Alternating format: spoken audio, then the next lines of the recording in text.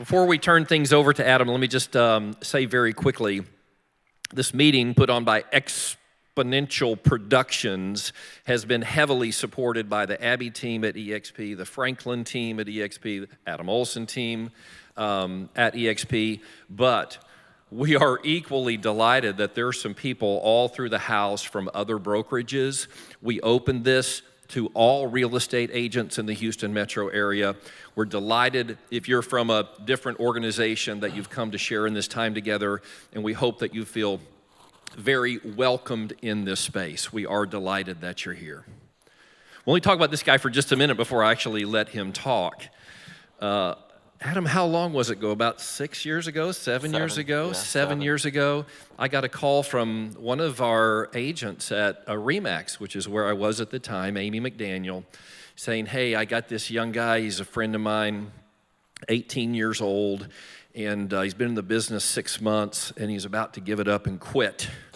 And before he does that, I told him he really needs to come and talk to you.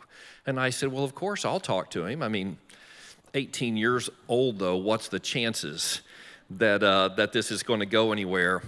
But Adam came in, and he did talk to me. And in just a few minutes, I knew that I was talking to talent with a capital T.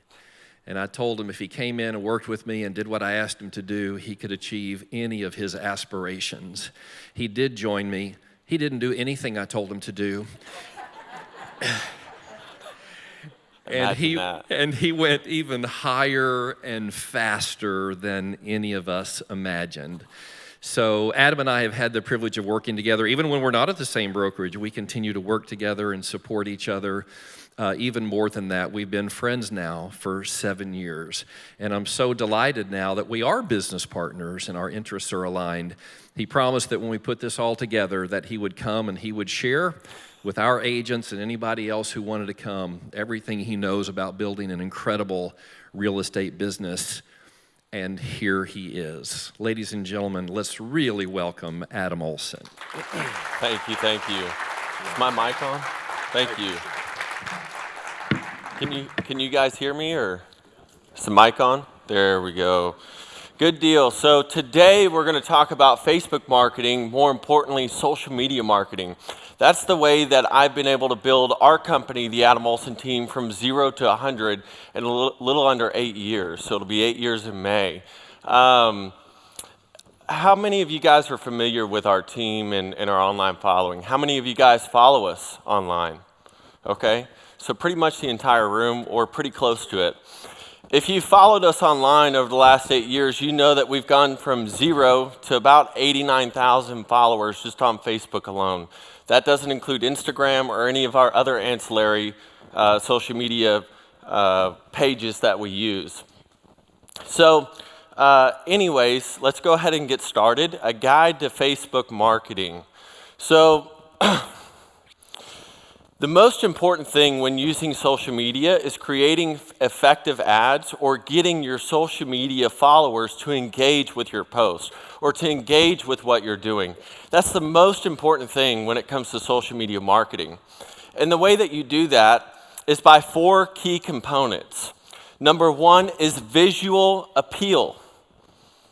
You have to appeal visually to your clients, to your consumers, to the people on social media that may be following your page, or maybe they're not following your page, but you're trying to get them to follow the page. That's the most important part. From there, it's meaningful context. Once you get them visually engaged, you have to get them engaged on the context of that actual post. And then from there, you have the company link, one of the most important parts of the entire post, which is to drive that consumer from your Facebook, or from the Facebook or social media post to your website. Most important part. If you don't have a website, you should invest in one today. We've got some great companies that we recommend, but in my opinion, if you don't have a website, or if you're using a third party such as HAR, etc., if you're going to run ads online, you really need to drive it to a website that you own and control. Aside from that, a distribution plan. How are you distributing it to your followers or the people that are following you online, your ads, etc.? So from there, visual appeal. Let's break it down. We're going to break it down by section. Visual appeal. An effective ad must have a visual appeal. I want you to look at something within this post.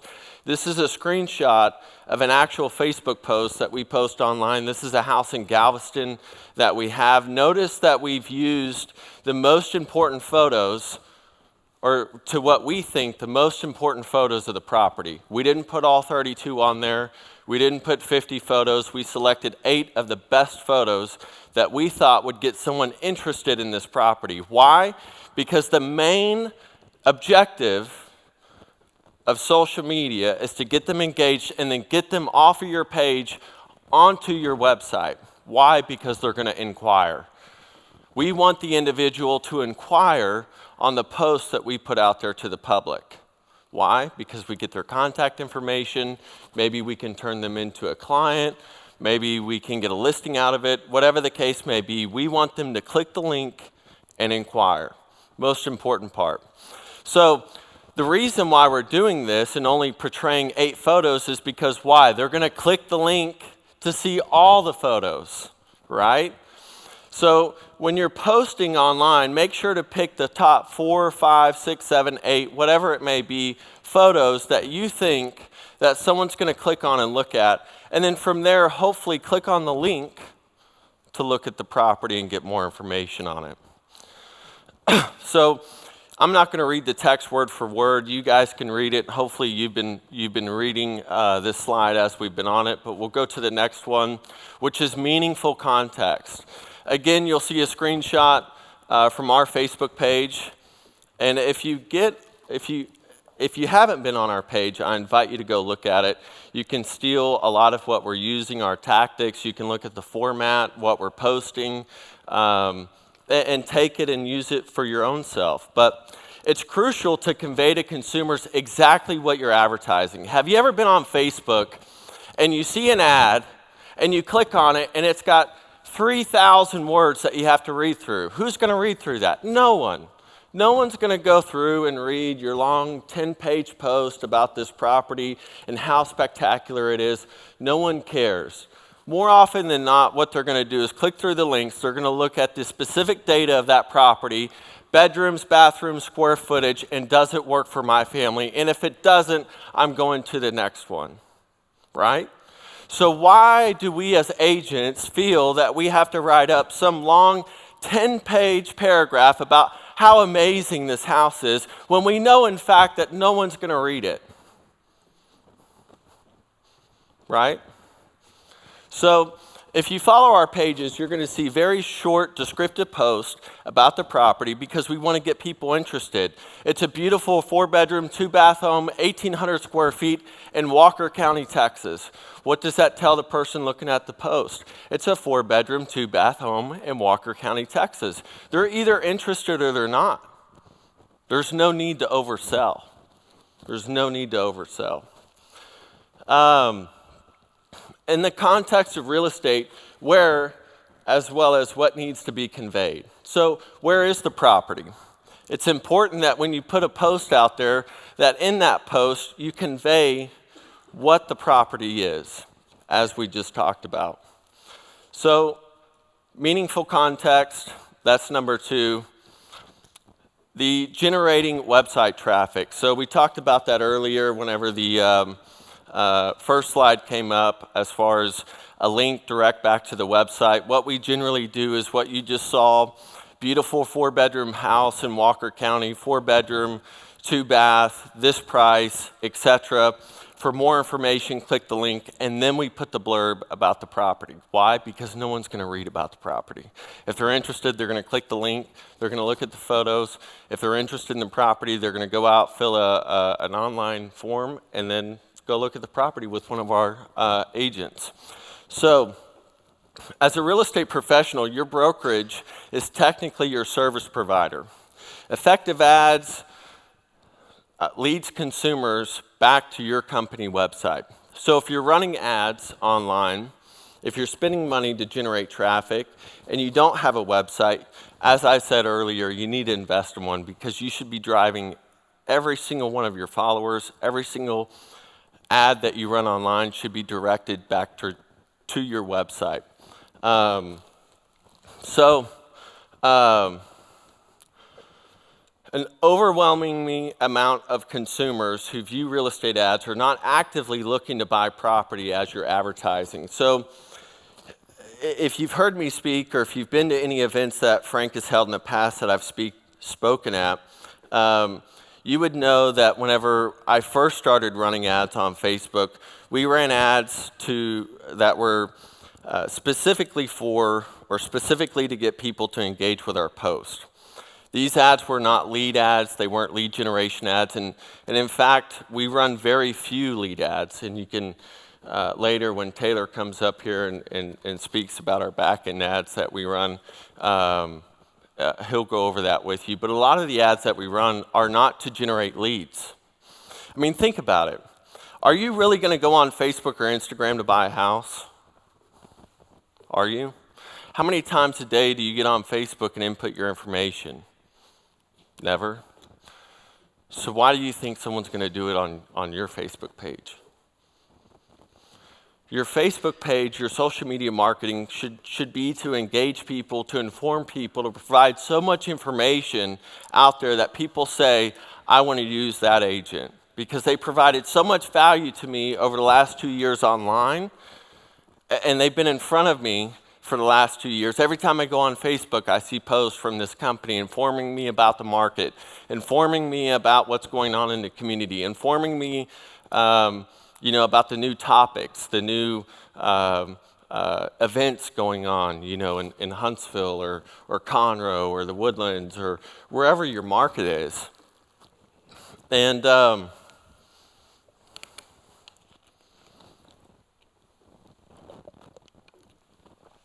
sorry, my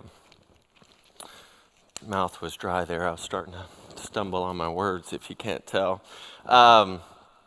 But anyways, I forgot where I was at there because I definitely got off generating traffic from the link. But the most important part is to generate that traffic, right? So the way that we do that is doing business videos, getting out in the community doing events, doing videos about upcoming events in the area. I was just talking with Taylor last night. He was at the house and we were going over new tactics that we're going to do in 2022. One of them is going to be the hot spots in Houston, what to do on the weekends, where to take the family. There's so many opportunities out there for you guys to bring awareness to yourself without having to sell or shove selling down people's throat, because no one wants to be sold anymore. So often when you get on Facebook, you're seeing ads, people are seeing ads, your consumers, the people that are following your page are seeing ads from companies trying to sell the newest, greatest pillow, the newest, greatest blanket, whatever the case may be. No one's going to click on it to buy a house. They're going to click on it to get information. So from that, generating website traffic, that goes back to the link that I just shared with you on how important it is to own your website and to own the data that you're putting out. And this is a reason why. If you're on Facebook running ads, you don't want to run ad traffic or pay to run people from your social media following to a HAR website that was created for you. Why? Because that consumer's going to har.com. They're not going to your website. Even though it's a forward domain to your website, at the end of the day, you're still sending them to har.com. So the biggest thing that you can take away from here is, in my opinion, is to own your website if you're going to be in business. Meaningful context. So getting back on that subject, if you look at our post, and they've broken it up. We'll show you a full one here in a second. But if you look at our posts, like I said, we generally have beautiful 4-bedroom, 2-bath in Huntsville for sale at $139,000. For more information, link. And then we have this blurb here, which talks about the property itself. The reason why we put it last is because, again, we want them to click the link on the property, or B, go to the photos and then click the link. Most people aren't going to take time to read this unless they're interested in the property. So there's a full post in its entirety. You can see what we do. Of course, you can move this around. You could put the blurb above it with the address below and then the link at the bottom. You could put the link at the top. You know, there's no set standard on how to do this. Another thing that we've been trying here recently is, for the longest time, we've always posted 2, 3, 4, 5, 6 photos with every post that we put out. But here recently, Taylor and our marketing team have been trying some different tactics and utilizing different posts. And so this is one where we just put one photo of the house. Obviously, with certain properties, you can't do this because they're not going to be as appealing. But with a house like this, I think we can all agree it's a very appealing house. Looks like a nice, cozy home. People are probably going to click on that to look at additional photos. So using Facebook's Creator Studio, this is where it's going to get a little bit more hands-on, a little bit more juicy, I should say, as far as how to create a post. So if you haven't used Creator Studio is basically scheduling posts. So Creator Studio allows you to go in and schedule posts for an entire week, an entire month, an entire year, whatever you wish to do, however many you wish to schedule. I suggest that you should post on Facebook once a day at minimum. We do 3 or 4 times a day. That's also because we have an influx of listings. So, you know, we'll post all 150, 160 of our active within the month, 2, 3, 4 times a day. But, you know, with yourself, you may start with 1 or 2 posts a day and then move up from there. If you don't have listings, borrow them. You've got plenty of people in the room here that you can borrow listings from. If you have an IDX feed on your website, just go on and pick one. You do need to be careful using other people's photos. Definitely ask for approval before you do that, because we cannot just take people's photos and post them out there. But most agents are going to be willing to let you use their listings. Y'all are free to use any of ours, but keep in mind we're actively running ads. We reach about 1.5 million, 2 million people per month. So our listings are probably not the best to use because we're already doing it, if it makes sense. But Creator Studio. So when you're on your page, you'll go to Manage Page. You'll scroll down to Creator Studio, which you'll see down there at the bottom. And then from there, you will spend the bulk of your time in the pre-published and published tabs. They allow you to keep track of post and scheduling. So this is a peek into our Creator Studio. These are just 3 posts that we have running or had running at the time that we put this ad together, or this PowerPoint. And anyways, if you see the rocket ship there, that rocket ship means that the ad was boosted. And then to the right, you'll see the plus 2.1 times. That means that post ranked 2.1 times higher than any other post that we've put out there. The one below it, you'll see where it has a lower reach of a negative 1.5. Obviously, it's not as desirable of a home as the one above it, and that's what you're going to see when publishing properties. Obviously, higher price point homes, nice homes, etc., are going to reach a lot of people. You're going to get a lot of engagement out of those versus, as you can see, maybe a mobile home, you're not going to get as much of it as engagement. However, we run ads on every single one of our listings, so we see a nice spread. Now, when you're running them, when you're picking properties for ads or you're running ads, because you may only be doing 1 or 2, you want to make sure that you pick a very nice, very specific property. And as you start running ads, you'll notice, or at least I do, and I'll tell you, this is something that I think you should pay attention to, is when you're running ads, after you've run maybe 10 or 15, go back and look at every single one of them and dissect them.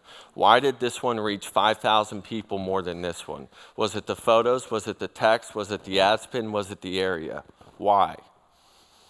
And if you're asking yourself those questions, when you're running those ads, you'll quickly figure out, number one, which properties are going to do better than most. But number two, you're going to figure out a lingo for your following. You're going to figure out what piques people's interest more, what format, etc. And you get a deeper and more clear understanding, if that makes sense. So I highly suggest doing that once you've run a couple ads.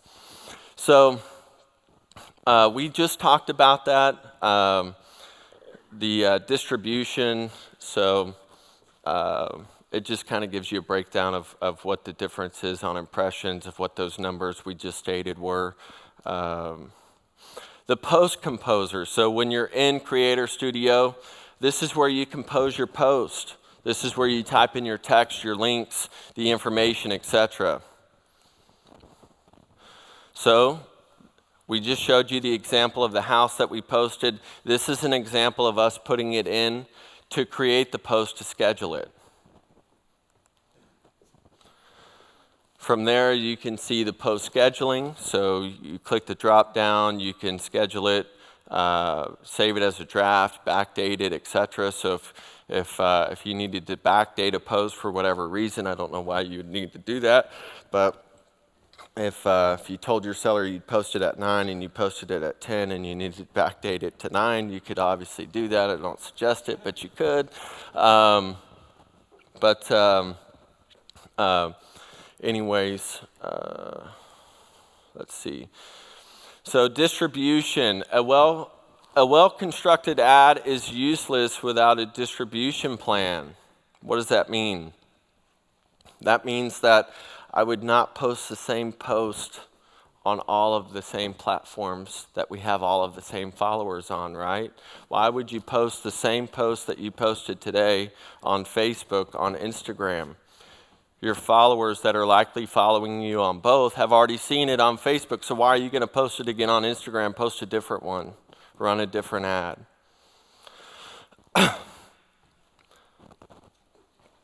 So, on another token on the distribution, Facebook is a pay-to-play space. And in fact, every company that's in business is pay-to-play, right? You get paid to do your job.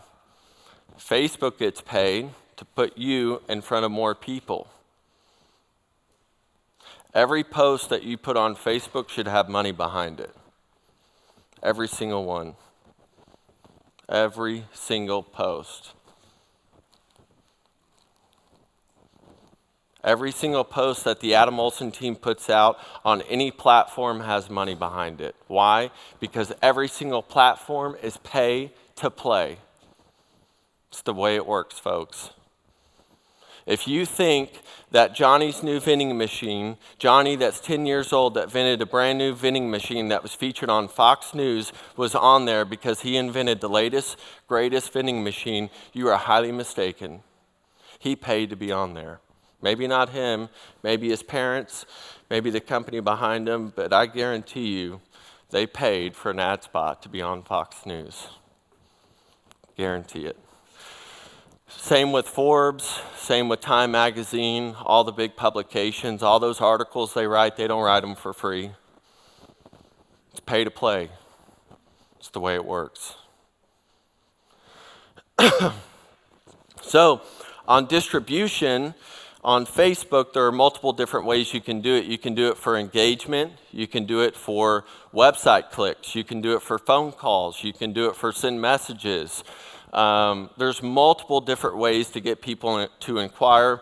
Some of our favorites are just driving people to our website on engagement or website clicks, or from there, we also do a lot of send messages. So those are the top three that I think we use. I think Taylor would agree with me on that.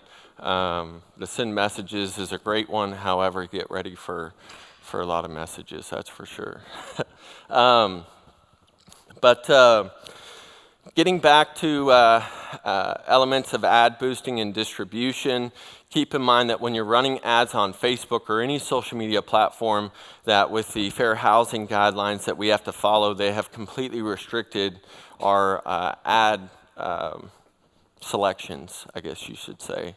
But What that means is that you have to pick geographical areas because you really can't hone in on any specific, individual or person in an area, if that makes sense. So if we have a house in Huntsville, we're going to run an ad in Huntsville. We're probably going to run an ad in Willis, Conroe, and in some of the surrounding counties like Madisonville and Trinity. The reason why we're doing that is because you cannot hone in anymore as far as targeting, on Facebook. So mostly what we do is geographical areas. And then you'll see here the drop down. Whenever you're scheduling those posts in the back end, you can put a boost behind it. Again, everything that we put online has money behind it because it is a pay-to-play space. Now, that money is not necessarily significant. We're going to run our ads. Generally, our ads are going to be anywhere from $10 to $15 a day. And keep in mind, we could have 50, 60 running at any given time. Why? Because we're posting 3, 4, 5 a day. All of those ads are running for 4 or 5 days. So, if you do 3 times 5 to 8 days, that's generally how many ads we're running at any given time. Not including all the ones that we're running in the back end, because we do have backend ads that we're running. Taylor will come up and train you guys on the backend ads that we run.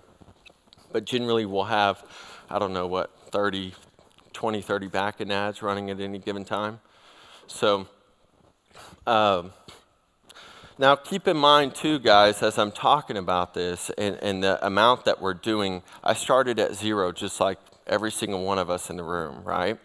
You just heard from Frank that whenever I got in the business, I joined the Little Red Schoolhouse. Without saying any names, I'm sure you can pick out what company that is. But anyways, I joined the Little Red Schoolhouse, and 7 months in, I hadn't sold a single property, not one property, not a single property. I hadn't done anything at the age of 18. And in October, I had gone to a Tony Robbins conference. I got talked into going, didn't want to go, didn't even know what I was getting into. And if anyone's ever been to a Tony Robbins conference, you know that they're incredible. But was scared, went to the conference and came back, had some issues on the way back with the brokerage that I was at, ended up giving a ride, giving Amy McDaniel a ride back to the Woodlands. Never met the lady, didn't know who she was, anything, but I knew she worked at Remax. Called her, she got me in touch with Frank, and voila, here we are. But anyways, I say that to say that everyone starts at 0. Everyone starts with 0 sales, and anyone can do what we're doing. So when I tell you, or whenever I talk about our numbers and how much we're spending and how much we're running, keep in mind that when we first started, I was doing maybe one post a day, maybe. So a lot of you are going to be a lot further down the road than where I was starting out, especially with the information that we're going over, because keep in mind, I had to learn all this myself with no one to teach me, because back then, no one was really running ads on Facebook for real estate. So, talks about elements of ad boosting. So here, as we talked about earlier, you can select if you want them to send a message, a WhatsApp, if you want to do a call now button, if you want to do a website or engagement post. A lot of what we do are engagement posts. Why? Because I know that that person that's clicking on our Facebook page or clicking on our post is probably not going to inquire. All I want is the engagement. Number one, people that are following our page or maybe not following our page are going to see the engagement. They're going to go, oh my goodness, this guy's reaching a ton of people online. I want to call him to sell my property. And that's exactly what happens. Every single one of our listings, right now I think we have about 250, about 150, 160 active, whether those be builders or consumers.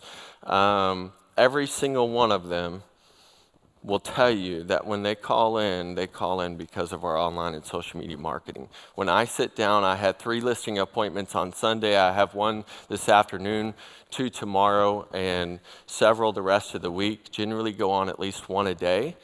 Every single one of them is because of this right here. Every single one of them. And if I don't know them, it's even furthermore the truth, because they'll say, oh yeah, we see your post everywhere. Oh yeah, we see you online everywhere. Every single one of them. So if you take what we're showing you today and incorporate it in your business, I guarantee you, maybe not in 3 months, maybe not in 6 months, maybe not in a year or 2 years, but down the road it's going to become fruitful. So aside from there, you have to now select your distribution plan. Again, back, whenever I started, we didn't have all of this, but because Facebook continues to get in trouble, they come out with more rules and categories for us. But when you go in to run the ad, you need to make sure that you select special ad category and then go down and select housing. So if you don't do that, you are going to get flagged. They won't approve your boosting, nothing. So you have to go in and make sure that you select housing and select special ad category. That does throw you into be automatically reviewed at any given time.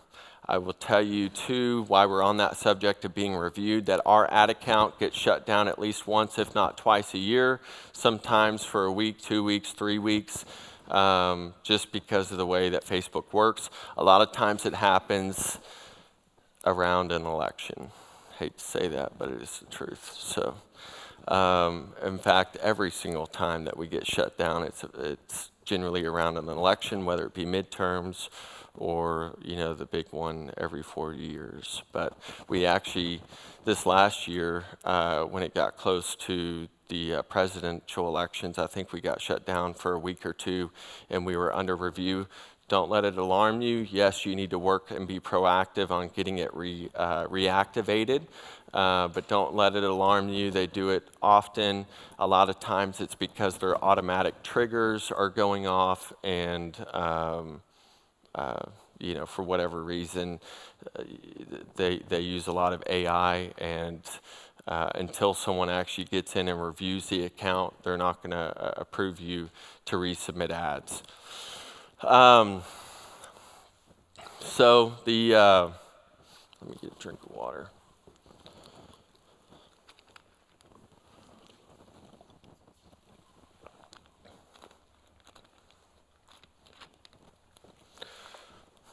So this next slide will let you pick demographics. As you can see, we have a lot of ad sets in there, which were automatic. Whenever they switched to the previous slide of what I just showed you, this new format where you have to select special ad category and then click on housing, it actually takes away that bottom part there where it says people in your audience. So every single time that you go in and select, you have to click the edit button and add in the areas that you want to target. We suggest that you don't overlap heavily, because when you advertise this way, it's going to set a radius around, let's say, the woodlands.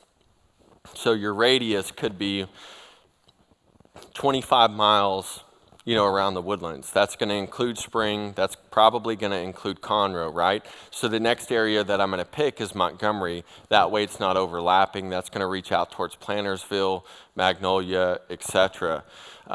We were just running some last night from the house and optimizing a lot of the back-end posts that we run.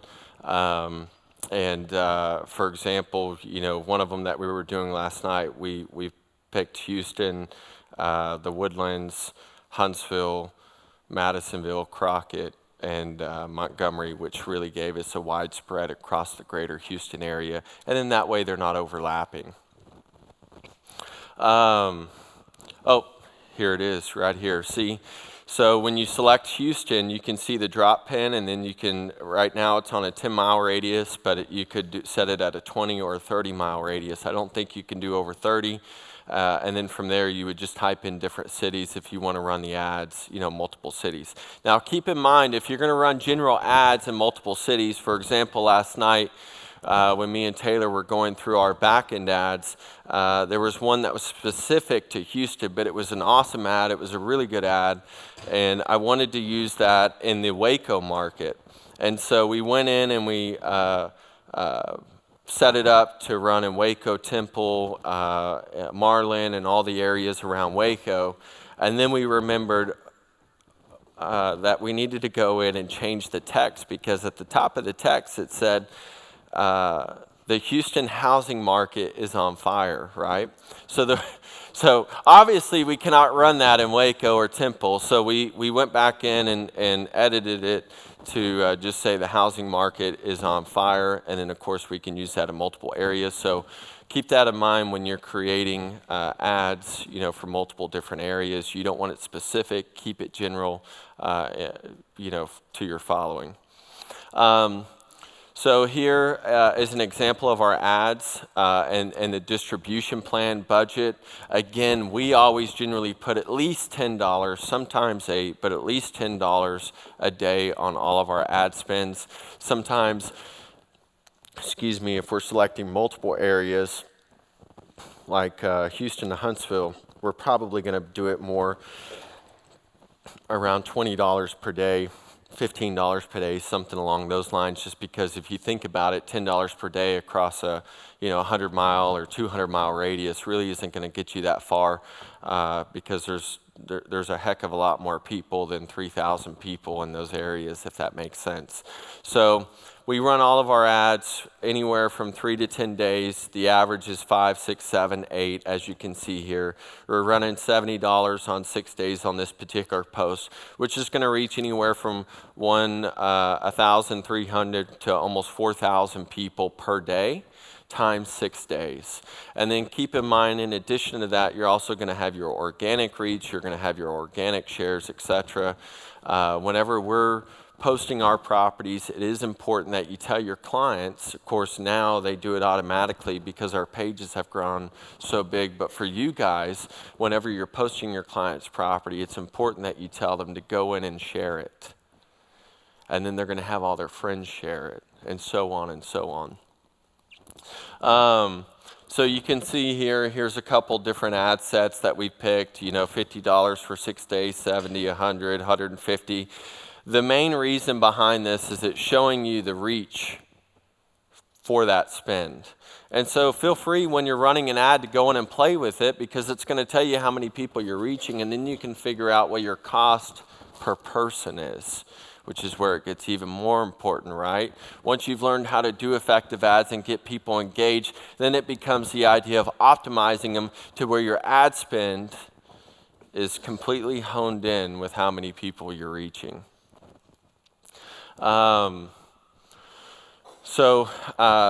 This is just the back end on engagement. It's just showing you what we spend for our reach. So this post was a lesser post. You can't see the property in the corner, but it's a property in Houston with burglar bars on it. Who's going to click on that, right? We all know. Anytime you see burglar bars, people get scared. They have automatic assumptions. However, you can see that we spent $70. We reached about 15,000 people in the Houston market. This was probably a repost, meaning we've already posted it once or twice. Therefore, the engagement on a second, third, or fourth, or fifth post is going to be a lot less than an initial posting. So 15,000 engagement was only 1,500 on this post. You can see post engagement, reactions, link click. So for my $70, I got 48, I think, link clicks, if I can read that correctly, and then so on and so on. So optimizing engagement, the whole point of social media is engagement. It's not to sell. Get away from selling. No one wants to be sold, especially on Facebook, and they're not buying a house on Facebook. I don't care how many times I have to tell you they're not going to do it. People will barely buy pillows on Facebook, much less a $200,000 or $300,000 house. Let's be real. So here's another part when it comes to engagement.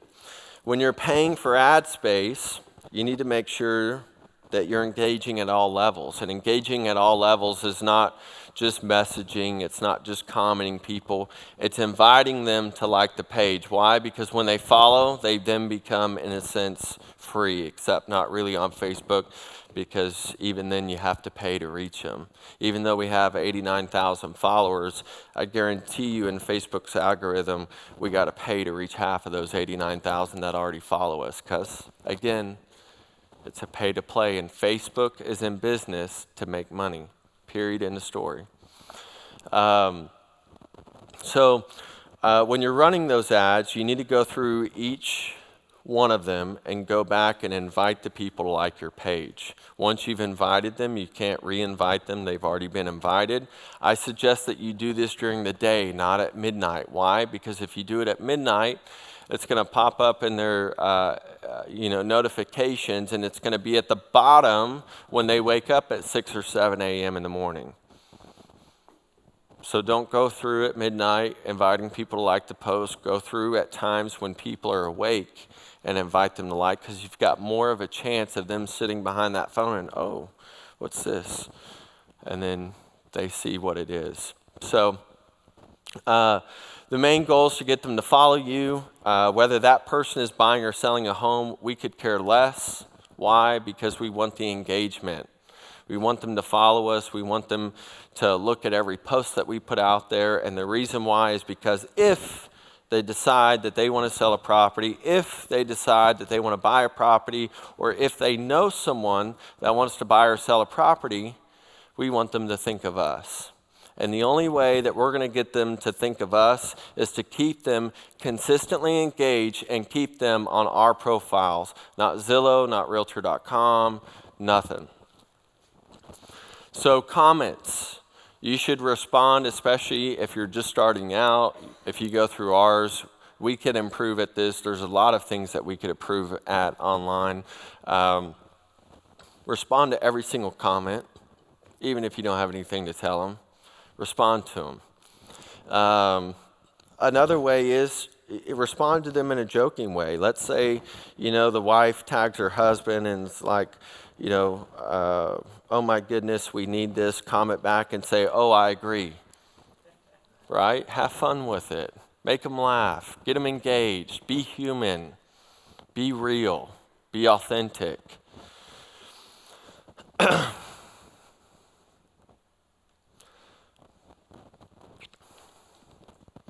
So another great way to get engagement is to ask people for their opinions. Everyone feels like they have to offer their opinion, especially on Facebook, right? So get them to offer their opinion. Which kitchen do you like best? 1, 2, or 3? If you could have any of these items in your home, what would it be? Chef's kitchen, mini golf, bowling alley, whatever the case may be. Get them engaged. Pull photos offline, stock photos, etc. But get people engaged. Our best engaging posts are things just like this. We have one that we've been running now for probably 4 or 5 or 6 months. It's got a little over 6,000 comments on it. Probably 7,000 plus likes, but it's a post that we run on the back end. If you go on our Facebook page, you won't see it. We're running it on a backend ad just like this, and it's something like I just mentioned earlier. If you could have any of these 4 items in your home, what would it be? Chef's kitchen, mini golf, bowling alley, etc.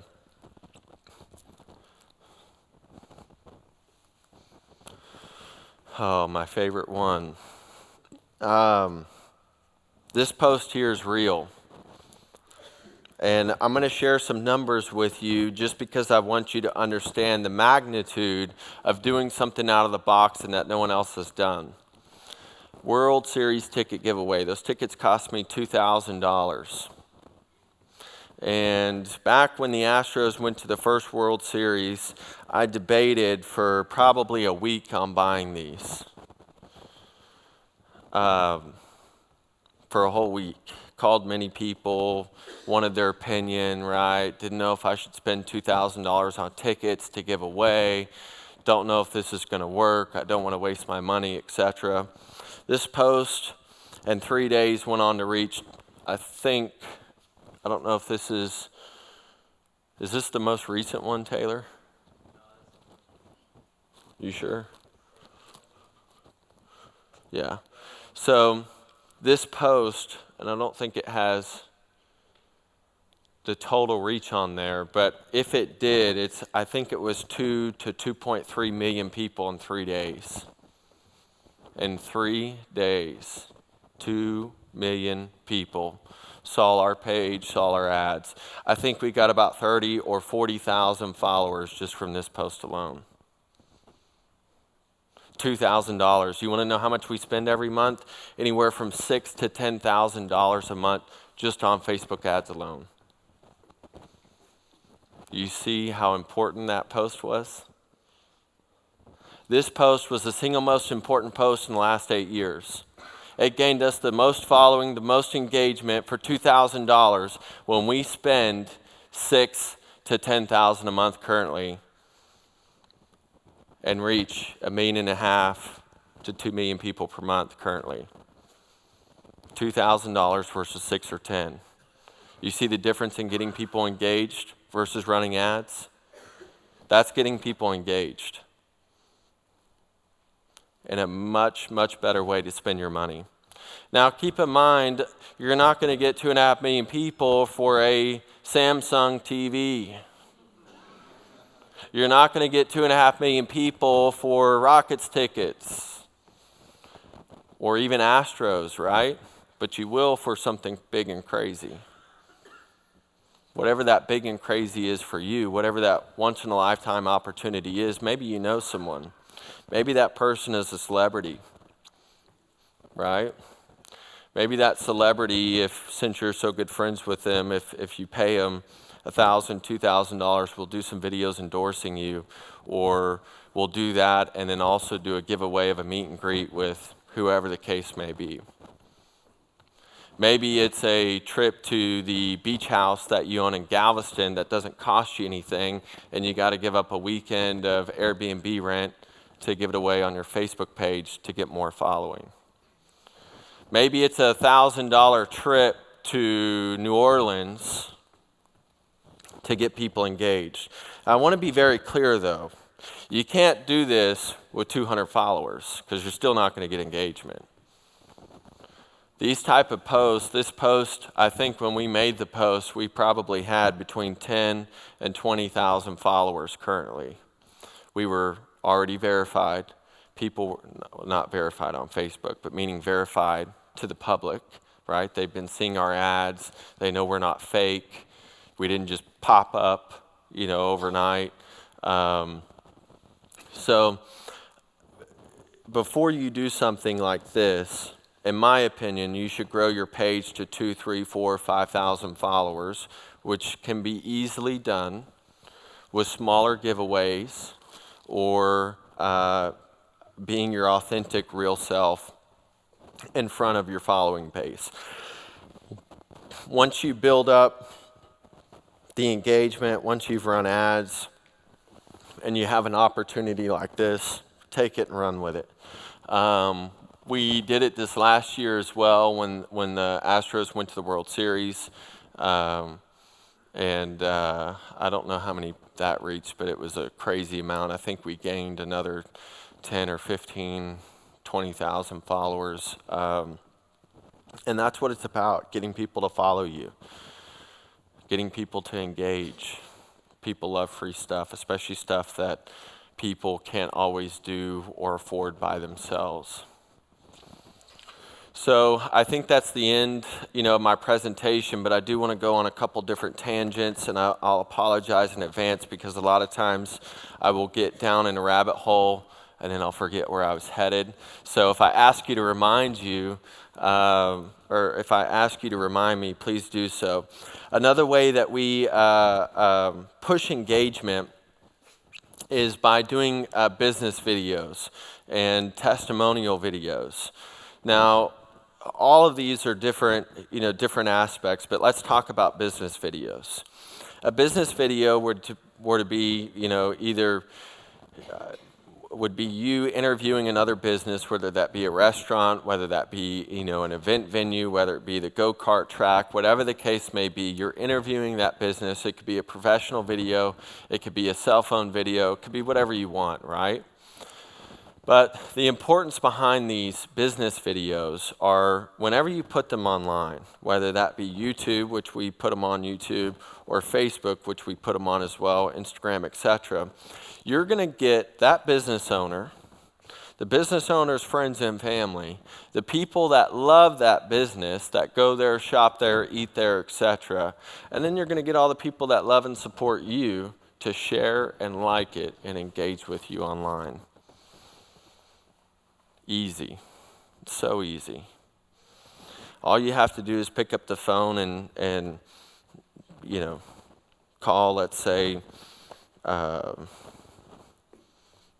don't even know one, McKinsey's Barbecue. We did one with them. Pick up the phone, call Kevin McKinsey. Hey, Kevin, Adam Olsen would love to do a video interviewing you. It's absolutely free. We're going to publish this on our Facebook page. We're going to run ads behind it. We're also going to put it on YouTube, etc. And then if anyone Googles McKinsey's Barbecue, your videos are going to pop up on YouTube. We're going to run ads on Facebook. No one's going to say no to it. And if they do, go on to the next. Who cares? Go on to the next. Run those videos. I guarantee you, you will grow your following exponentially just on those alone, not including any others. So, aside from that, client testimonial videos, that's been important and powerful for us. Client testimonial videos, now, again, these can turn out horribly, so don't. Yeah, it depends on the client, right? But even if they're ranting and raving about how great you are, the video can still come out bad, is what I mean. Not necessarily someone, complaining and talking about how bad you are, etc. Because let's face it, they're not going to do a video anyways, nor are you going to call them to ask to do a video. But you may do a video with someone who's ready, willing, and able to do one, and they're talking about how great you are, but then you watch it and you're like, this is not good. This is not good. Don't put it out there. You can shoot multiple of them, call different clients, etc. We've got several that we have on our Facebook page and website. Some of them I don't really like, and I'm sure you'll be able to pick them out if you get on our website and look. Some of them are great. And then we turn around and use those for ads online. I mean, it's what better way to convey a review than an actual video of some, person talking about how great Carol Hughes is or how great Ryan Barker is, etc. So that's another way to drive engagement. And I'm trying to think. Some of the other videos that we do are builder videos where we're touring the model or we're introducing the builder sales rep. It's a great way to get in with builders. It's a great way to obviously let let your following base know about new product in the area, new developments, etc. And then what we talked about earlier, my favorite, are just general videos about different areas, whether it be the Woodlands, Houston, etc. But when you're creating your Facebook content in your pages, I suspect that the majority of you in this room probably have less than 2,000 or 3,000 followers, and there's probably very few over 2,000, 3,000, 4,000 followers. And so the first goal is to get you there. And the way that you get there is by doing content that is going to get people engaged. That's not boring stuff, that's exciting stuff, right? So let's not go interview the restaurant that's been there for 30 years. Let's go interview the new restaurant that people are talking about and buzzing about. Let's not go interview the septic company, the plumber, etc. Let's go interview the brand new go-kart track that just opened in Conroe. Let's go interview the new party boat business owner that just has these beautiful, amazing party boats that just launched, on Lake Conroe. Pick something that is unique and different that people haven't seen, because that's what's going to get people engaged when you have a following of less than what we've just talked about.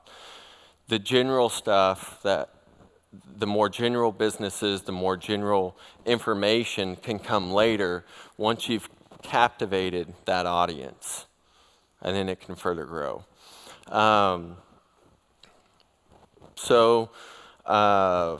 Aside from that, I think I'm going to open it up for Q&A, and then we'll let Taylor come up here and go over Backend Ads and how he does that.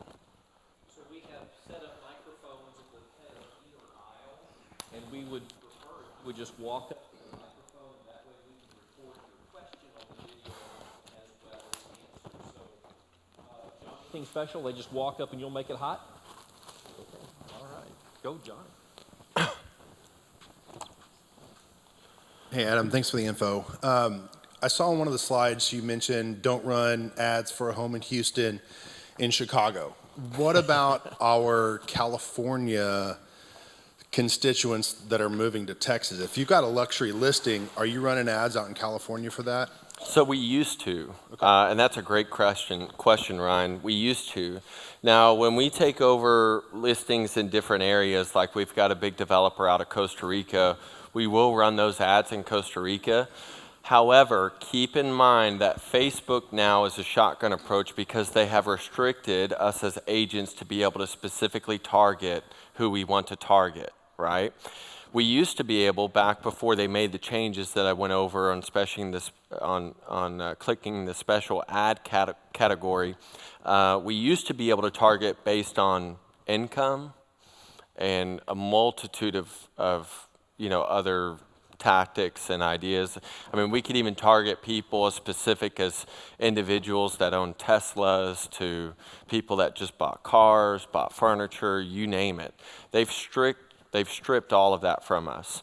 And I wish we still had the income one, because that would be amazing to not have to advertise to people who maybe cannot afford, buying a house right now. But that's besides the point. To answer your question, we don't anymore because of that. Because it is such a shotgun approach, if you were to run ads in California, you're not going to be able to target any specific individual, or demographic. And what I mean by that is it won't allow you to target people that are moving, from or to, nor is it going to know who is. Therefore, if we were to run ads in California, it's just going to be a shotgun approach to California in its entirety. Thus why when we're running ads here, we pick geographic areas, because our areas are Huntsville to Houston, and we're going to reach everyone in between there. And the goal is to just get them engaged, and hopefully they pick up the phone and call us to sell their property. And going back to that, with the shotgun approach, that's exactly what happens. So as I said earlier, last night I was looking at our listings, and we have just under 250, 150 to 160 of those are active, and I would say that probably 2/3 of those are resale listings or direct consumers. And I invite you to go count them, because I do. It's very important to me that the gist of our listings are consumers and not builder listings. But anyways, every single one of those individuals, I can tell you, called us because of online and social media marketing, and they picked up the phone and called us. They didn't inquire through Facebook. They didn't inquire on our website. They picked up the phone and they called my office and said, hey, we're thinking about selling our house. Can you have an agent reach out? We pick up the phone and we call them back. I go meet with them. How'd you hear about us? Oh, we see your stuff online, so we wanted to call you. Oh, so you called? Oh, yeah, we picked up the phone and called. Every single one of them. Every single one of them. I can't drive that any deeper than what I'm trying to portray here. It's all about engagement, 100%. Question regarding alternatives to Facebook.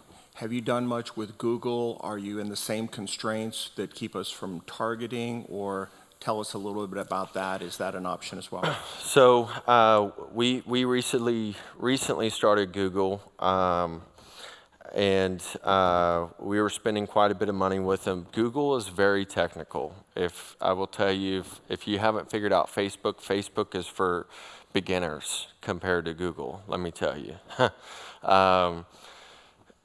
I haven't got in there personally. Taylor runs a lot of our ads. Back in the early days, I ran every single ad that came out up until about 60 or 70,000 followers, maybe more around 50, and then Taylor took over and has been running everything since. So for the last probably 3 years, Taylor has taken over a lot of that, and I've completely gotten out of it. Other than going through on the weekends or at night and optimizing, changing words, et cetera, here and there. But to answer your question, Kevin, Google's a great platform to use. There's a lot of agents that use it. We haven't mastered it yet. We actually stopped. We were spending quite a bit of money with them as well, a little over $5,000, and we just stopped those ads last week, believe it or not, because I feel like we need to get in and learn that program better before we run them. The one thing, too, that you guys should note, or maybe that you can take away from me, is that we don't third-party anything. We don't third-party anything. Everything that we do is in-house. Whenever I first started, I did it all myself, and I really suggest that you should too. And a lot of you in the room are not going to like that. You're all looking at me like, what? Why me? Number one, you're going to know how to do it. And you need to know how to do it. Because if you're paying a company, not to say that they're going to do that, but you can get ripped off. You can be spending money on things that don't make sense. I have found that a lot of the people that we've interviewed, ad companies, et cetera, they don't know anything more than I know. A lot of them, in fact, some of them don't even know as much as what we know, on the back end, because, they just opened their doors a year ago, they haven't been through it, whatever the case may be. I suggest that you run everything in-house. Getting back to your question, Google's a great platform. We do a lot on Instagram. I feel like Instagram is more showy. So you need more higher caliber homes because it's mostly just photos. And so you're trying to get people interested on photos rather than text. A lot of that, in my opinion, is fake and flashy, like the kid standing behind the Lamborghini or, whatever the case may be. Of course, we can all do that. And then, of course, you have TikTok. You do a lot of videos. And as much as you probably don't want me saying this, TikTok would probably be your best platform for that. If anyone loves doing videos, TikTok is your platform. There's an agent that you should go follow, Glenda Baker. Glenda, I don't know her, but she's got a great voice, a very convincing voice. She doesn't run a large team, from what I know. I've never met her, never talked to her, so I'm not familiar with her business. She appears to be, kind of a one-man show, or maybe an assistant or two or three. Definitely has a great video team now. However, I would get on and follow her, and a lot of what Glenda does is just she's recording videos on TikTok, very similar to what you do, just providing information. But if you watch her videos, they're very, I don't know what the word we would use for it, but questionable. But not really questionable in that sense, meaning, she's calling out another TikToker for committing mortgage fraud. That was a big one, by the way. Got a ton of views. Got a ton of interest, right?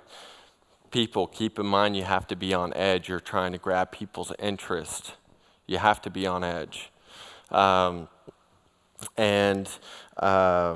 I think, another one is how long has she gone without being paid in real estate? What's the most amount of money she's ever made in real estate? There's a plethora of video topics out there that you can really get people engaged or give them a nugget to grab and run with. So I think TikTok for you would be huge. And then aside from that, keep in mind too, whenever you grow large on one platform, it's going to spread to the others. So if you want to go all in on one platform, we went all in on Facebook before we had an Instagram, and now we've got more followers on Instagram than we do Facebook. And I feel like we do a better job at Facebook than we do any other platform. So I think we have 120,000 followers on Facebook, or 110 and 89, on Facebook. So anyways, focus on one. I think for you, TikTok would be huge. From there, just like Glenda, I think Glenda's got about 500,000 followers on TikTok. She's really blown up over the last year. And she's got about 100,000 on Instagram, because you're going to link them all together. You're going to link all your profiles. So if you want to focus on one social media and grow it to where you want, the rest is going to follow across the other platforms. So there's that. Any other questions? No one else wants to ask any questions?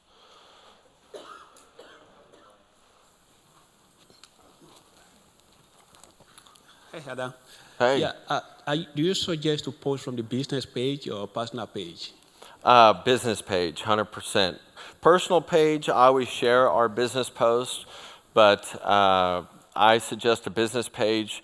On the personal side, you can post business. I think you should be more personal on your personal pages, though. The way that I do it personally is we post everything on the business page, and then I share from the business page, because I want people engaged on the business page.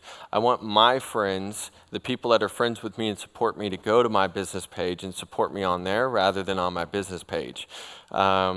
Also, on the business page is where you're going to run ads, and you're going to be able to monetize your following. So my suggestion is to run everything through your business page, run your ads obviously through your business page, which you can only do through a business page.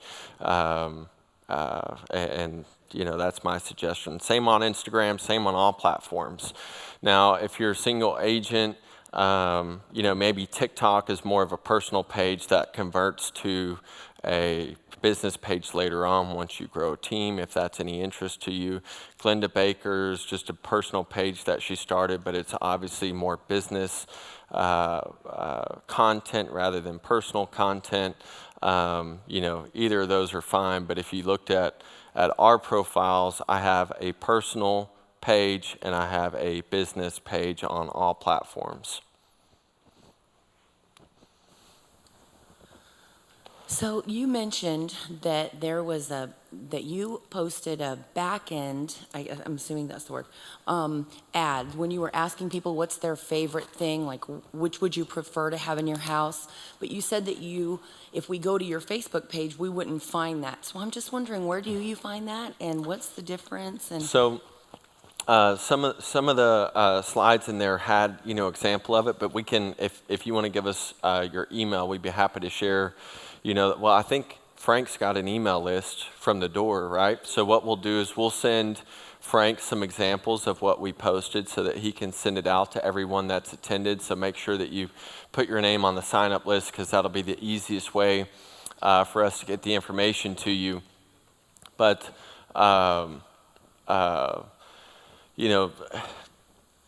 really it's whatever you can come up with or imagine. Yeah, so you won't. Yeah, so you won't find. You won't, unless you're in our ad set. You won't see them. So what we're going to do is screenshot them and send them to you. But keep in mind that you can recreate whatever we send to you in your own ways. It doesn't have to be the exact same format. So yours could be. And this is a silly one, but if you were to get a new dog, what breed would you get? And you could put 5 different breeds and people pick what breed they want, right? It can be as silly as that. I wouldn't do that for real estate related items, but maybe it's if if you were to, if you wanted a pool in your backyard, or if you wanted a backyard oasis, what would it be? A big, beautiful pool, a big, beautiful swing set with an outdoor kitchen, you know, whatever the case may be, and then they go in and vote 1, 2, or 3, or 4 and pick whichever item they would be or want, you know, in their home. So for us, on one of ours, it's if you could have one of the 4 items in your home, what would you pick? One was a chef's kitchen, the other was a movie theater, the other was a game room, and these aren't just ordinary pictures of an ordinary game room, right? This is a real media room in a, you know, $4 million home, or this is a chef's kitchen in a $3 million home, and it's a stock photo that we pulled online because why? It's going to get people interested. People are going to be like, holy moly, you know, that's a beautiful kitchen, or that's a beautiful movie room. I would love to have that in my home, because they're all dreaming, right? I'm sorry, I think you misunderstood my question. So I'm asking you, where would we post something like that? Oh. If you're not posting it on your page, Yeah. so people can see that, that's my question. Okay, so here in a minute, Taylor's going to get up and go over the backend ads and how we run them. So it's similar to the Creator Studio that we went over on scheduling the post to go out, but it's in the backend ad set. So Taylor's going to go over that here shortly in detail on how we run backend ads and the steps that you would have to take, you know, to set that up. So we'll cover that, you know, here shortly in detail, just like we did on the Creator Studio. But it's very similar to Creator Studio. The difference is in Creator Studio, that's going to be published on your page. The backend ad, only people that are receiving that ad are going to see it.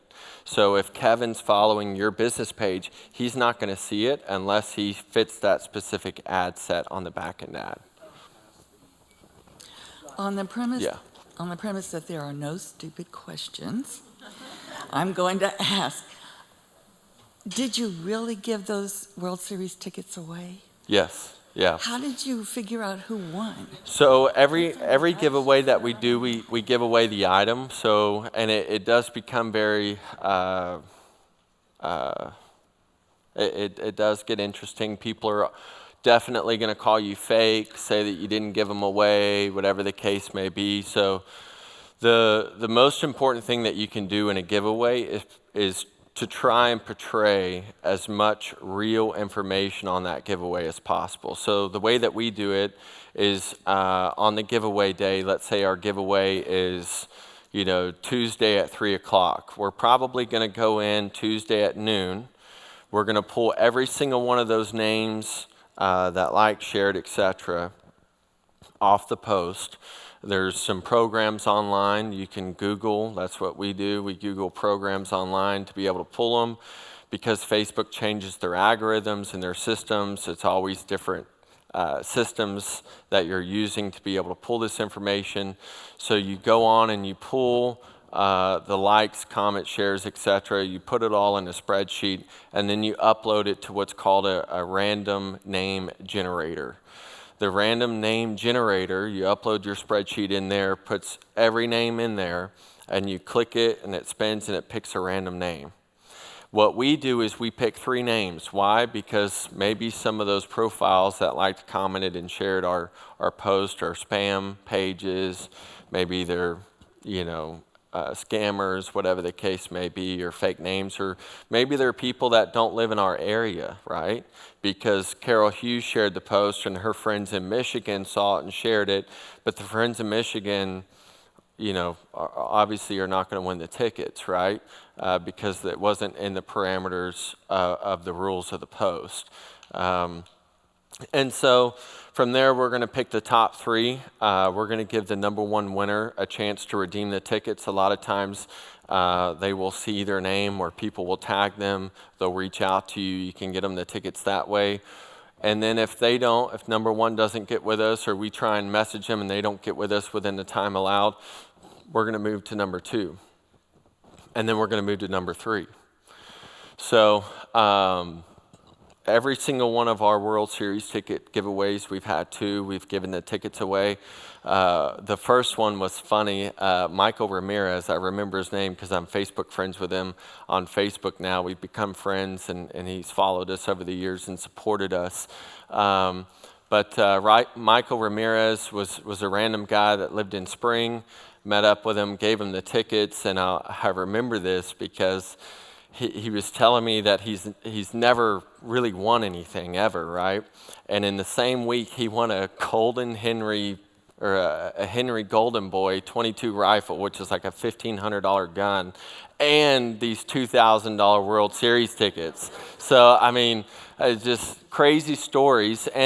And think about that. You know, here's a guy that I've never met. I don't know. I'm meeting up with him in a parking lot to give him $2,000 worth of tickets and take a photo and a video with him to prove to our social media followers that it was a real giveaway.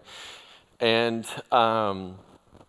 you know, here we are, 5 years later, and still friends on Facebook. I still see him liking and engaging on some of our posts. And matter of fact, when we gave away the second World Series ticket giveaway this last year, we had a lot of people, you know, going on and saying that we were fake and scammers and, you know, everything under the sun. I'm just the most terrible person that's ever walked the face of the planet. And Michael Ramirez, along with several other individuals, got on and went to bat for us. And so that's the beautiful thing, you know, about creating those lasting relationships. And it's a beautiful thing about doing multiple giveaways because the people that won know that you're real. And the people that won are going to stay on your page and they're going to support you. Whether you gave them a $10 pair of socks, whether you gave them a $50 gift card, whether, you know, it doesn't matter the prize value, they're going to get on and have your back. Hey, Adam, you kind of spoiled my question when you said that every single one of them called you. But are there other ways to follow up with these leads? Do you get it other sources? Oh, yeah. Other ways to follow up? So, you know, within the majority that do call in, we do obviously get some that fill out the contact us form that we call and schedule. Very few, but it does happen. And then mostly what we would get from our website is going to be buyer inquiries. A lot of what we get as far as leads from the website are going to be inquiries on the ads that we just went over for specific properties that we're posting.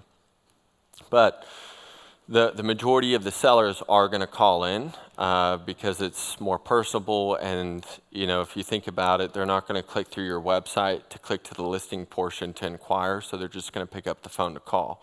To answer your question on our lead sources, this one I'll probably get a lot of boos at. However, my philosophy has always been if you can't beat them, join them. And again, when you understand that this business, any business, is a pay-to-play space, you just go with the flow. So we do spend a lot of money on Zillow.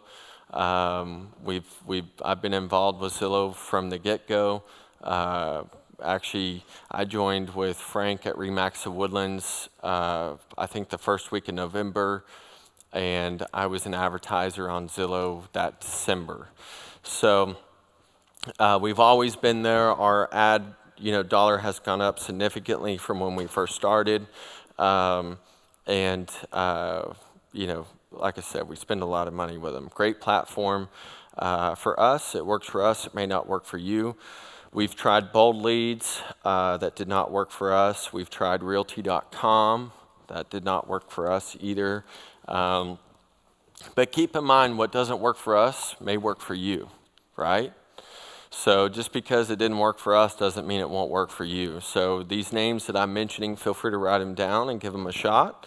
And then we run a lot of Facebook, Instagram, TikTok.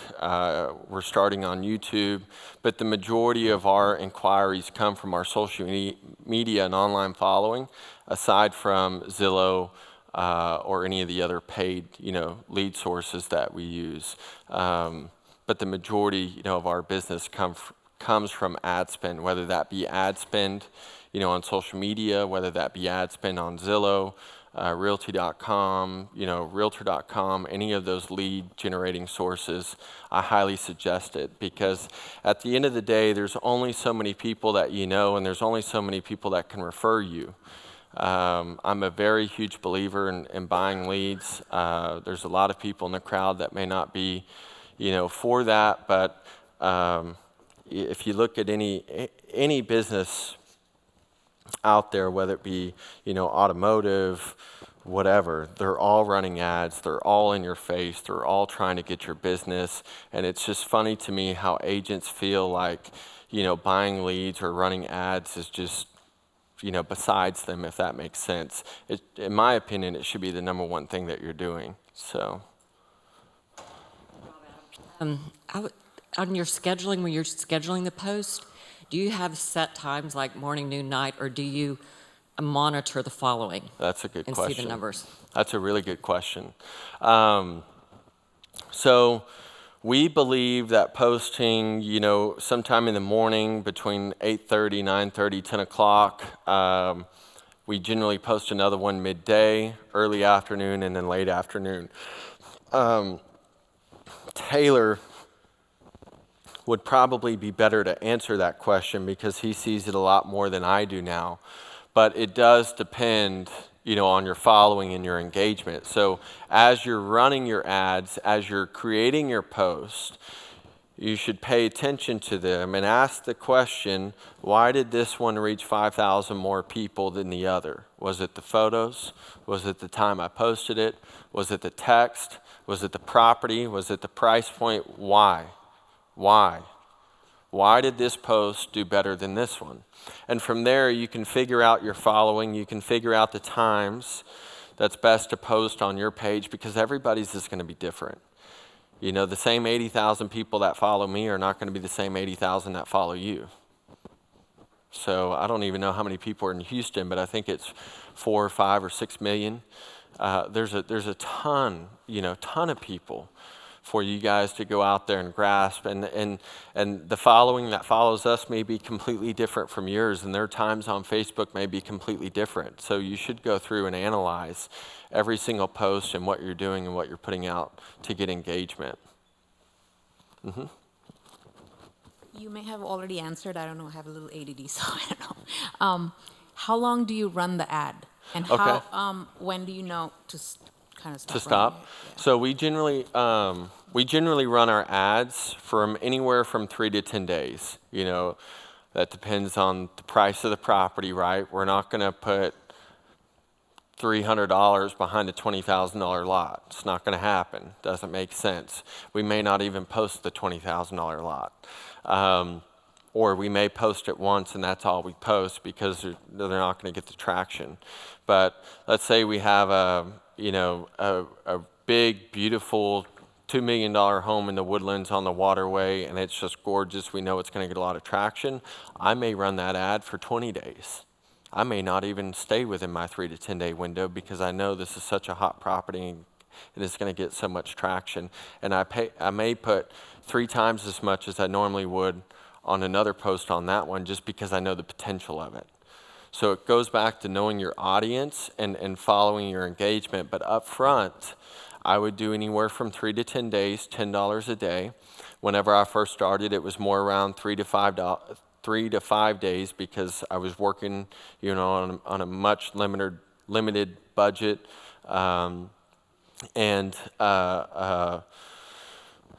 so your deal may be 1 post a day, and that ad is running for 3 to 5 days, and you're seeing how that engagement is. The other thing I want you to keep in mind that the numbers I showed you on the board are 8 years of doing it. When you run your first ad, you're going to be lucky if you reach 200 or 300 people. Okay? Don't let it discourage you. Keep running, keep running the money, keep spending it. Hate to say that. I know y'all are all like, oh yeah, it's easy for you to say, Adam.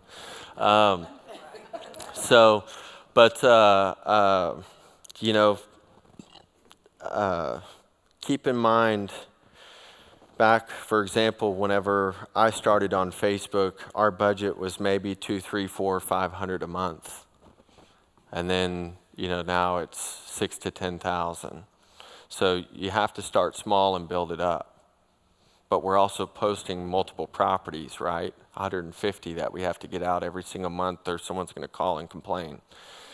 So don't be afraid. But the one thing that I can tell you is do not get discouraged in 3 months, 4 months, 6 months, a year, 2 years, because it's not going to grow at the rate that you want it to grow at. And you already know that before going in.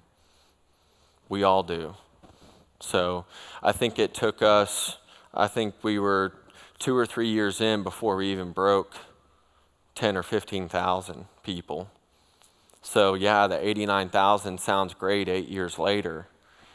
But if you really look at it, if you broke it up, that's 10,000 a year roughly. So it's really not that much.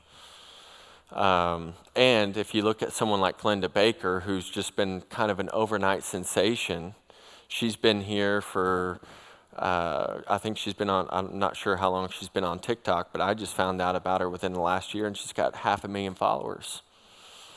I mean, Glenda Baker, yeah. So don't get discouraged. Keep fighting the good fight. And keep in mind, as I've said 100 times before, every business is pay to play. Kevin had mentioned earlier that his videos weren't reaching as many people as he wants. It's because he's not paying Facebook. They all want money, right? Everybody's in business to make $1. Facebook is in business to make $1. When you pay them money, you're going to reach more people. It's just the way it works. Anyone else? No? Thank you.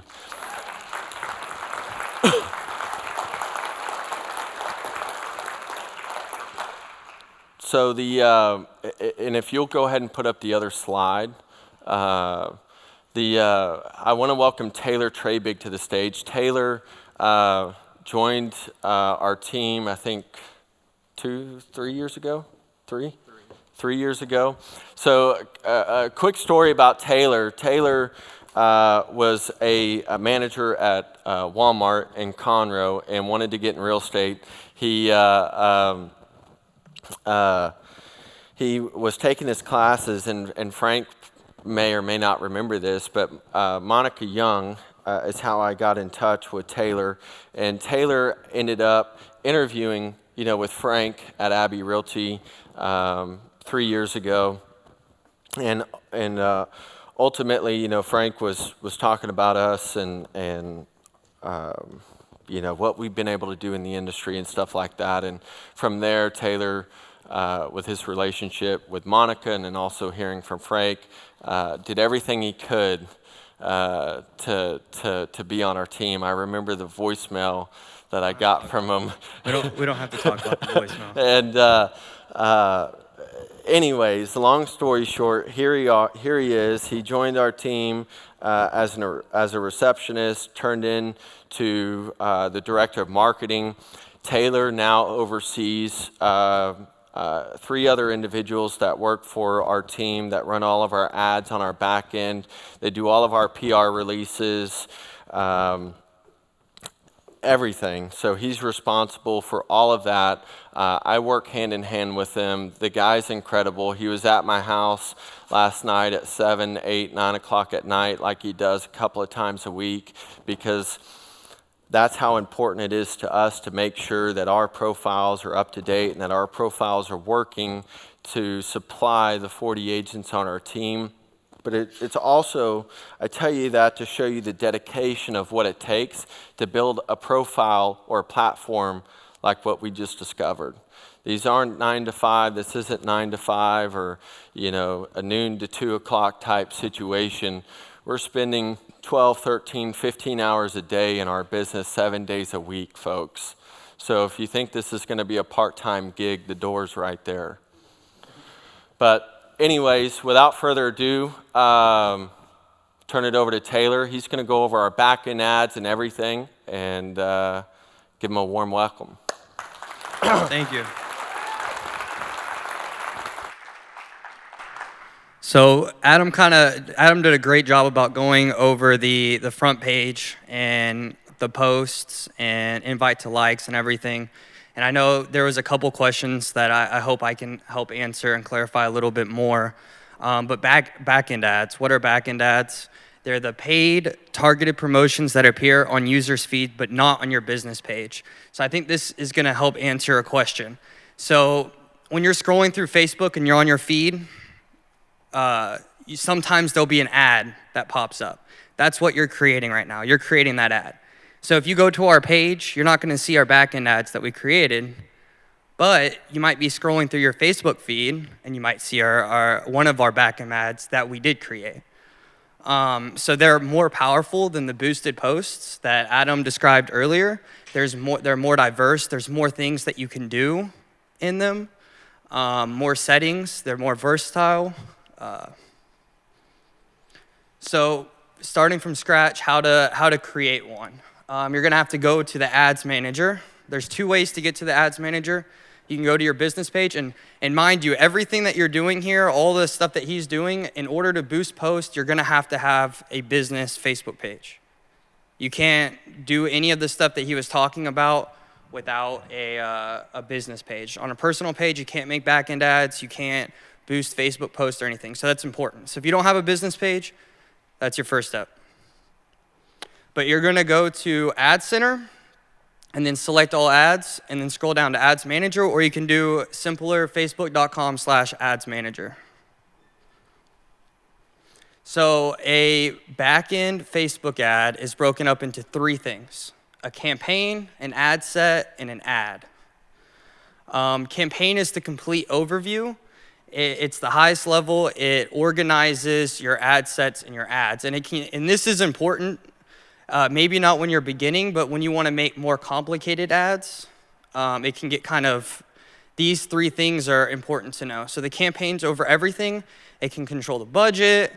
The ad set is an individual, so it's going to control your locations of where you're targeting. It's going to control what kind of people you're trying to reach, etc. And then the ad's the actual ad. So you could have 1 campaign, 2 ad sets, and then 3 ads within each ad set. So if you want to do it it can get kind of complicated, but this is the basics right here. So then the campaign configuration. So once you get to the ads manager, you're going to hit create. You're going to title your campaign. You're going to select housing. So you want to make sure that, because the ad set, the ad, and the campaign are all going to have individual titles. And you want to make sure that you're kind of organizing it right with names and specifics. You're going to select the housing. As Adam said, we're controlled by the housing. You have to have housing selected as the campaign audience and the categories. It limits age, so you cannot change the age. It's 18 to 65 plus. It's going to limit, you can't do by how much money they make. It's going to limit, there's still certain things that you can target, but it's going to limit it dramatically. Location, so you can't do below 15-mile radius. So normal Facebook allows you to do 10, but when you're using the housing category, you can't do below 15 miles. So then you're going to figure out what kind of campaign you're wanting to run. There's tons of different ones. You have traffic, so leading traffic to a certain website. You have engagement, so making those engagement posts like he was talking about. Pick 2 out of 6, and you put a pool, a theater, whatever, and then you pick 2 engagement posts. And they're all going to be controlled by the different engagements, and then, or by the category that you're picking. Video views, so if you're wanting to run a backend ad with a video, you're able to do views, like boosting the views. Messages, so if you're trying to get more people to DM you. Conversions, if you're trying to convert people to your website. So there's tons of different things, and you can kind of play around with it and figure out what exactly you're wanting to boost and how you're wanting to go about it.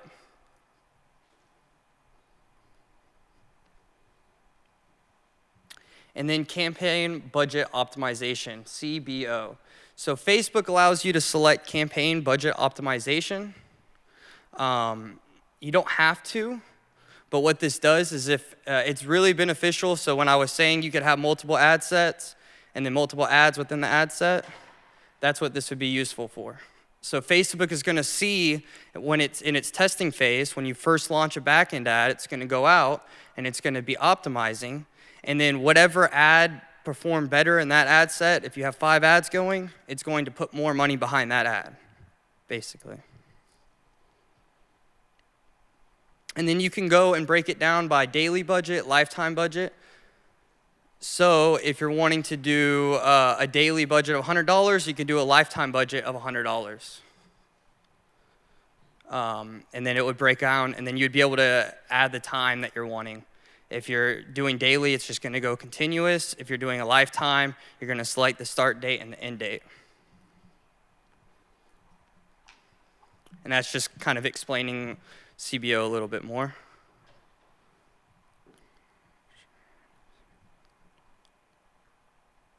Okay, so if CBO wasn't activated, you're going to go into the ad set. So if you're wanting to run, instead of doing CBO, you're wanting to run 2 ad sets and you're wanting each of them to have their own budget. This is where that would be found, right here. Each of them are going to have their own budget. Sorry, get some water.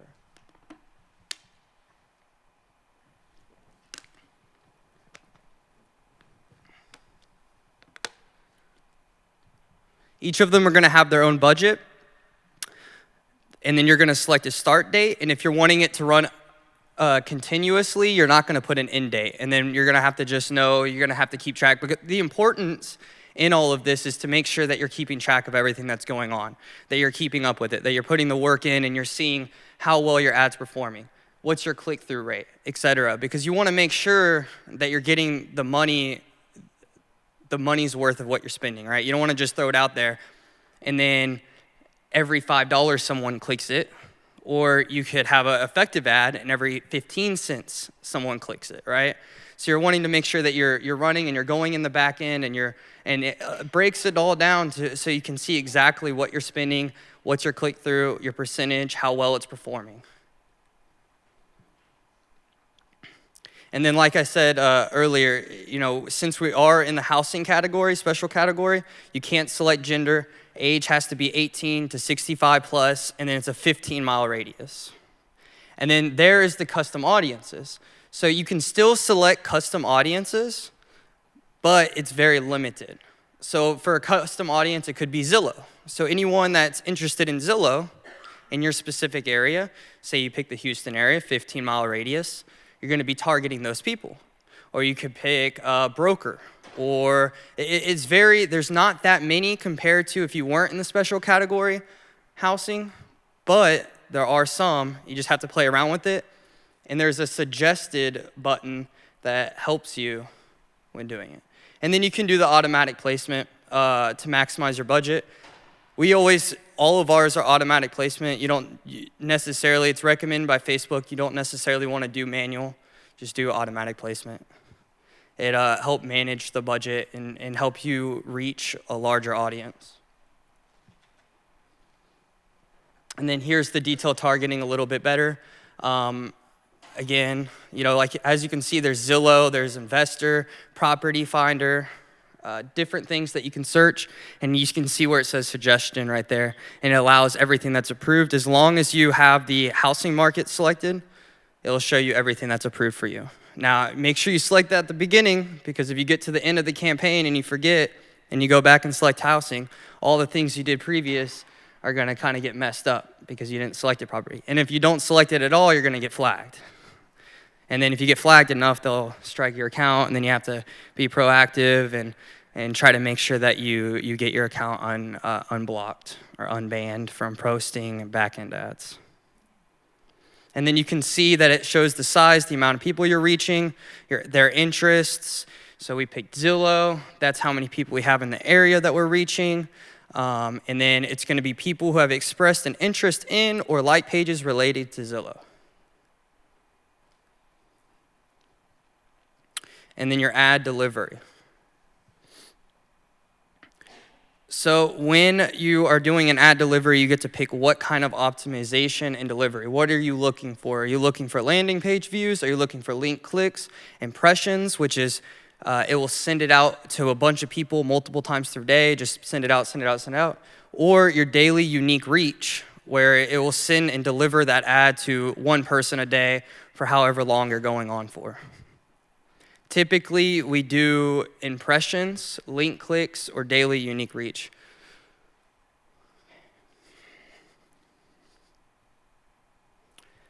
And then we're into the backend ad creation portion. So this is where you're going to actually create the ad. So you could do a carousel ad. You could do 10 photos in a backend ad, and it goes through, you could do 10 photos in Conroe, houses in Conroe area under $200,000. And you pick 10 listings, and you go through all of them, and you put one photo in each single picture, and then the price underneath it. You could do a single image or a video. So if you have a video already posted on your Facebook page, or you can upload a video, you can do a collection. And then you're going to, after you select the media, and it's important when you're selecting the media and the information, it's important whenever you're selecting the media and the information that when you're running the ads, because it's going to ask you where you want to run it in, if you want to run it on, since Instagram's owned by Facebook, or now it's called Meta, since it's ran by that, they're going to send these placements out to Instagram stories, Facebook stories, etc. So it's important that whatever media that you're using is formatted to fit on those specific platforms. And you can find the specific platform dimensions, like on Google. If you just Google what size it needs to be, you're able to look that information up. And you can also select that it doesn't go in the placement. It doesn't go in that specific thing. And then you have your primary text, which is going to be the description of it. Use emojis. I always recommend using emojis when you're placing the primary text. You can do a little fire emoji. It looks more engaging, more personable. Headlines. So that's going to be at the very bottom where you have a little. Learn more. It's going to be to the left of that, and then your description's going to go under that headline. And then you hit publish your campaign after that. So that kind of takes you through the whole process. You have your ad, your campaign, your ad set, and your ad. But that's basically a backend ad in a simplified form. They can get kind of, when you're doing a lot more, they can get kind of intricate. But how did Taylor do for his first time speaking? Yeah, I don't speak ever.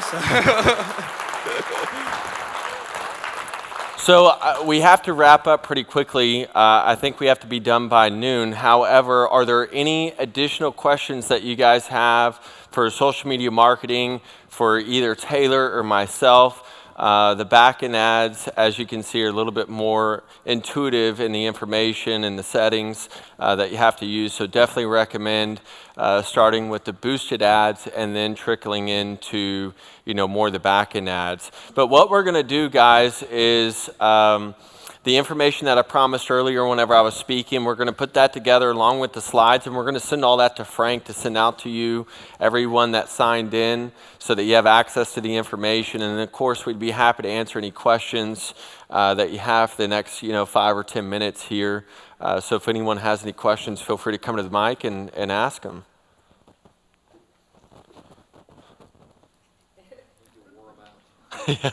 We got one coming.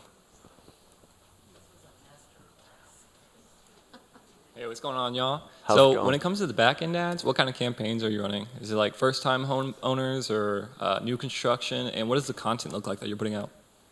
So a backend ad can look similar to kind of the post that I was showing earlier, like pick two. So it really depends on what you're going for. If you're going for a engagement, you're going to want to have your post that you're posting, your backend ad, relate to that engagement. So pick 2 only, right? And you put 6 different options for a house: a pool, a master kitchen, a theater, and they have to pick only 2 of those 6 things. And then they engage 1 and 2, 1 and 4, etc. If you're wanting to get people to your website, you can do home evaluations. Everyone in here, I'm sure, knows how to run housing comps, figure out the price or what a house is worth. You can run home evaluations. You can do a little campaign saying, click through here, and then you have it set up. So that's why it was really important what Adam was saying, is having your own website that's separate from HAR. So you can set it up. You can have a sign-up sheet, and it goes directly to your email or directly to your CRM in order to follow up with them. So it really just depends on what kind of what you're trying to accomplish. If you're trying to get a phone call, it needs to kind of, the wording in the ad needs to kind of go along with that. Have you also considered something like a 30-day challenge or a campaign or something like that for, all these new age, or everybody that's new to these ads and something like that? Like post once a day, set something up and kind of showing the structure of what it looks like to send out? 30-day challenge? Yeah, like challenge everybody to post once a day for 30 days, see how that goes. Oh, yeah. So, and really that's something that everybody in here needs to take with them and decide for themselves. I think what John is asking, is a 30-day challenge to hold people accountable to actually post on Facebook. And so what I would challenge everyone in the room to do is get with someone in the room, an accountability partner to hold you accountable to posting every day, or B, just put it on your calendar.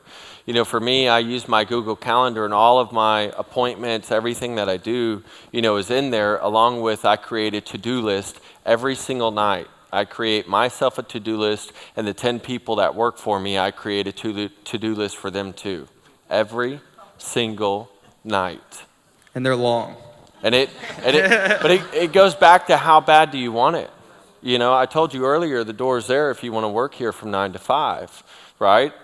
So it goes back to how bad do you want it? How bad do you want to sell 5 homes a month? How bad do you want to sell 3 homes a month? How bad do you want to get to 150 listings? Well, you're not going to get there working 9 to 5. It's just not going to happen.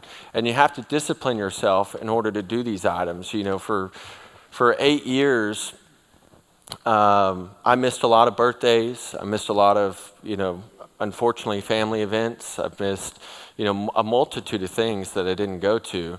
I can count maybe on 2 hands how many times I've been to the Jolly Fox or Shenanigans in Huntsville or any of these, establishments, right? But it's because at the end of the day, you have to have a desire to want and need. And so for me, getting back on that question is either A, have an accountability partner. For me, my accountability is I've got 10 employees, 12, 13, when we fill the additional spaces that we have open right now, and then 40 agents. If I fail 60 people.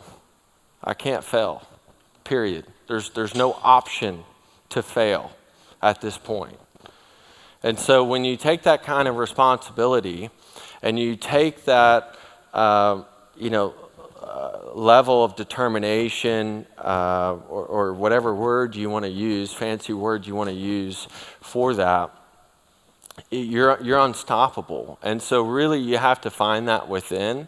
And for me, it was when I sold my first property, it just clicked. I mean, it just clicked. From there, it was 1 a month, 2 a month, 3 a month, and then it was just more.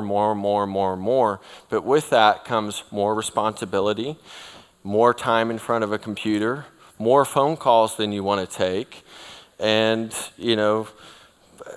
it's just everything. I mean, there have been plenty of times where I have appointments all day. I get home, I get through all, 100 of my emails in there, and then I'm on the phone back to back while I'm typing and doing other things and sending contracts until 10, 11 o'clock at night, 5, 6, 7 days a week.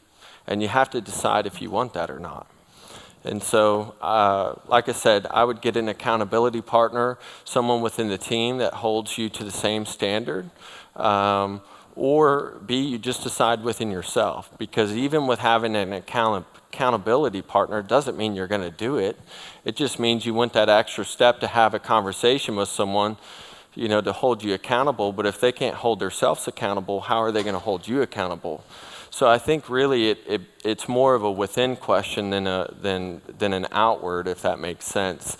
But yes, 100%, I would challenge everyone in this room to post once a day for the next 30 days and put some ad spend behind a lot of those posts, at least half of them. So from there, we'll give it over to Frank because I'll talk all day. We could have paid thousands of dollars to hear what we heard today. But out of the graciousness of Taylor and Adam, they have come and shared from their wealth of experience. Let's let them know how much we appreciate it. Thank you. Thank you, Taylor. Thank you, Adam, so much.